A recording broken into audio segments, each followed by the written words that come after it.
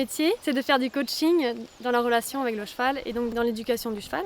Mon but, c'est d'apprendre à l'humain à communiquer avec son cheval. Et donc, pour moi, la plus grosse partie, c'est de coacher l'humain qui puisse, lui, apprendre à son cheval.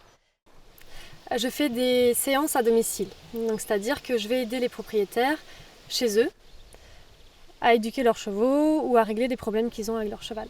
Je travaille en général le vendredi, samedi, dimanche là-dessus, où je me déplace un peu partout dans la France. Et donc, bien sûr, le reste de la semaine, je travaille aussi.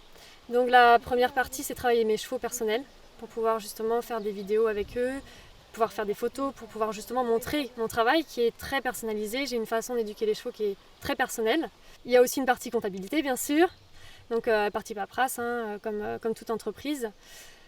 Et la partie, oui, tout ce qui est communication, donc j'utilise beaucoup Internet, mon site Internet, Facebook, et j'écris aussi beaucoup de textes, qui est justement, je suis en train d'écrire un livre en fait, et donc des fois je donne des petites parties de ce que je suis en train d'écrire dans le livre, que je poste sur Facebook ou sur mon blog, etc. Alors j'ai passé un bac scientifique, après je suis allée en fac de sport, donc en STAPS, à l'UBO à Brest, et la deuxième année j'ai découvert justement la science éthologie. Et donc je me suis dit, je vais quand même finir ma licence STAPS. J'en ai profité pour aller 9 mois en Angleterre, en Erasmus, en licence 3. Donc après, je suis allée en master physiologie et neurosciences à Lyon. Mais j'ai pas eu mon année parce que c'était vraiment un niveau énorme par rapport à STAPS. Et donc j'ai décidé de revenir en fac de bio. Et après j'ai fait donc le master en éthologie, donc comportement animal et humain. Ça s'appelle comme ça à Rennes. Après le master, je me suis mis en auto-entreprise un mois après. Au départ, pour débuter, par contre, j'ai fait un peu de débourrage et de rééducation de chevaux. Et donc ça me convenait pas dans le sens où je devais toujours rester au même endroit. Et donc voilà, j'avais besoin de voyager, de rencontrer du monde. Donc j'ai évolué vers le coaching parce que c'est ce qui m'intéresse et ce qui me touche. Donc j'ai créé donc une auto-entreprise directe en 2010 que je vais garder.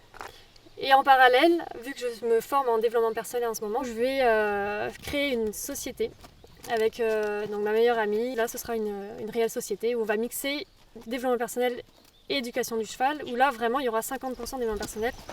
Tu vois, pareil, là il y a un pas de trop. Je fais le pas et il doit, toute seule faire son premier pas. Alors le master, donc CAH, comportement animal humain, m'a beaucoup apporté. Ce qui m'a vraiment beaucoup apporté, c'est qu'on nous a appris à avoir l'esprit critique et à ne pas croire tout ce qu'on nous disait. Et cet esprit critique-là m'a permis de continuer à avancer et évoluer. Et donc ça m'a vraiment permis de moi, dans ma quête, on va dire, de la compréhension du cheval, de continuer à me former tout le temps, de ne pas me dire, voilà, ça c'est acquis. Non, tout ce que je fais aujourd'hui, même ce que j'ai fait aujourd'hui en stage, ça va évoluer dans 3 mois, ce sera différent. Parce que je cherche toujours à trouver plus de finesse, plus de détails, plus de compréhension. Il y avait aussi un cours de communication scientifique qui m'a beaucoup aidée. Donc déjà pour créer mon site internet, et pareil, on faisait des oraux, moi j'étais super timide. Un souvenir marquant...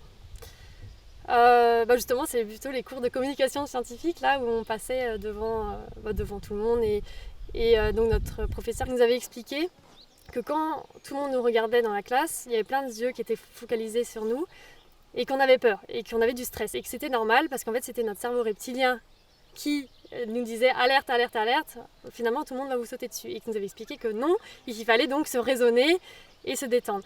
Et donc maintenant que je fais des démonstrations avec mes chevaux, des fois j'ai du grand public, là je vais aller à Paris bientôt, donc j'aurai plein d'auditeurs, j'aurai un micro, etc.